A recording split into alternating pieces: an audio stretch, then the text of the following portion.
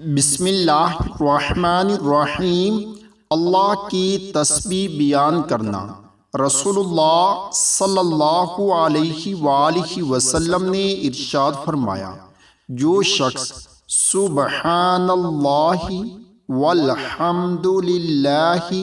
ولا الہ الا اللہ واللہ اکبر پڑھتا ہے تو ان میں سے ہر کلمے کے بدلے اس کے لیے جنت میں ایک درخت لگا دیا جاتا ہے، ہر تنگی سے نکلنے کا راستہ۔ رسول اللہ صلی اللہ علیہ وآلہ وسلم نے فرمایا، جو بندہ استغفار کو لازم پکڑ لے، یعنی اللہ تعالیٰ سے برابر اپنے گناہوں کی معافی مانگتا رہے، تو اللہ تعالیٰ اس کے لیے ہر تنگی اور مشکل سے نکلنے اور رہائی پانے کا راستہ بنا دے گا، اور اس کی ہر فکر اور ہر پریشانی کو دور کر کے کشادگی اور اطمینان عطا فرمائے گا،